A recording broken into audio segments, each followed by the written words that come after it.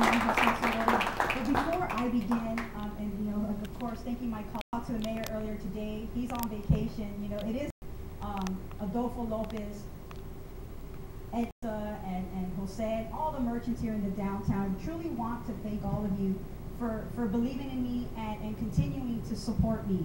I truly believe that it is not only through education, but through the business community that a city thrives like Santa Ana.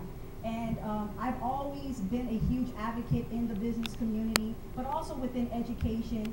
And as Assemblyman Jose Solorio mentioned, I'm across the board. I really have a lot of passion, and I love this community. And this is why I serve on the city council. And I will admit to you, I wasn't going to seek re-election.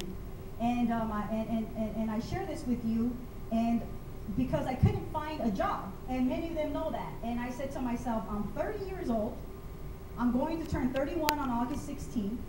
I got educated, and having a difficult time, like many people, trying to find employment.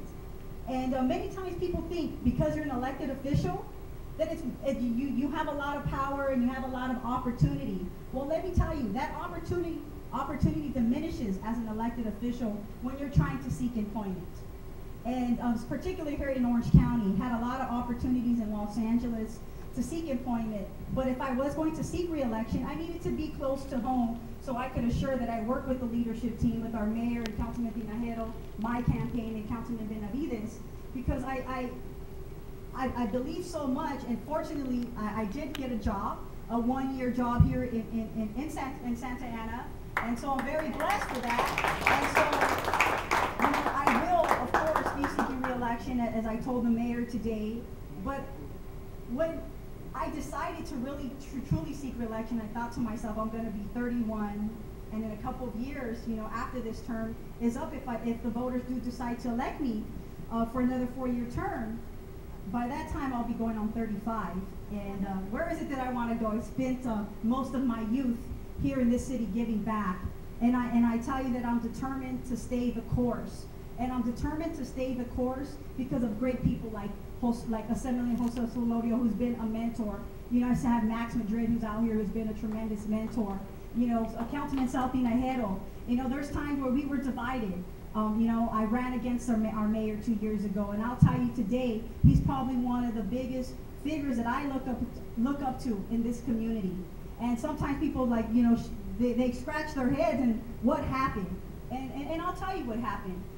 I learned, just like Assemblyman Jose Solorio, to let bygones be bygones, because at the end of the day, we all have to come together as one if we want to move this city forward. We can't do it alone. And I see so many young people here who I continue to do my job because I see that they're the future, and that I know that tomorrow, or when they graduate from high school and they graduate from college, that one day they will be in the position that we are in today, and we're paving that path. And so I just want to thank all of you for being here, but I really quickly just want, and Councilman Tinajero stole my speech. He talked about the transportation and what we want to do here in the downtown, so I'm just going to be very brief on that. But I have to tell you, if your business is here, stay here. If you live here, continue to live here. Don't go anywhere, because I tell you, Santa Ana in the next couple of years is going to drastically change for the better. And let me tell you why, because I believe that we all are going to get reelected, and we all need to get reelected, and this is why. You need a team like this city council and the mayor that is going to be able to tackle the tough issues that we have today, particularly with the economy. We have challenging times ahead of us.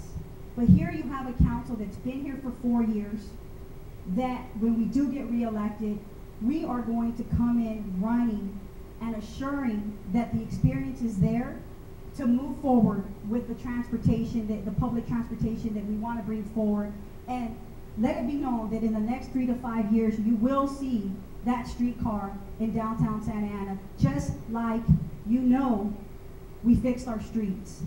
We've reduced crime. And yes, we do have issues, but you have a mayor and council that is dedicated to improving this city. And we can't, one individual, and I thought many years ago that one person can make the difference. You can't. In a community, when you're a volunteering activist, certainly when you want to make a difference in a child's life, you certainly can definitely do that. But when you're dealing with the city, which I don't look at it as a city, I look at it as a business. And that's why when I see Teresa Saldivar, and I see Adolfo Lopez, and I see Mr. Yanis and Jose Romo, and how they run their businesses, that's the kind of mentality that we have and how we run the city of Santa Ana. We're looking at it as a business, and we need to assure that it moves forward and that we generate more tax revenue and that we become more innovative, because the more successful that the city of Santa Ana becomes, the more successful that the businesses in the downtown become. And I know many of you who are business owners have had challenges with the economy. And I want to thank Teresa Saldivar from Teresa's Jewelers, is on 4th and Broadway. So if you guys ever want to go and shop, please do and support her. She's been a great member of our community. But when I go out there on my bicycle just to walk around and see what's going on, this is where leadership comes in, where she says, Michelle, do you have a couple minutes? And just walk with me to see what's going on in the downtown. And I'm there all the time on my bike. Today I was down there having lunch with the city manager in my bike, and people just are in awe that she's in her bike. And yes, because not only am I going green, but I want to be an example. But as I was in the downtown that weekend with Teresa Saldivar, she showed me some things that I said, wow, we need massive improvement, but it takes leadership like this business community that wants to see their downtown transform so they can be successful. And when small business is successful, the entire city of Santa Ana becomes successful. And so again, I truly want to thank all of you for being so supportive. And I see Eva here, who's my personnel commissioner, and of course the lovely wife of Councilman Vince Sarmiento, who I truly look up to as much as well.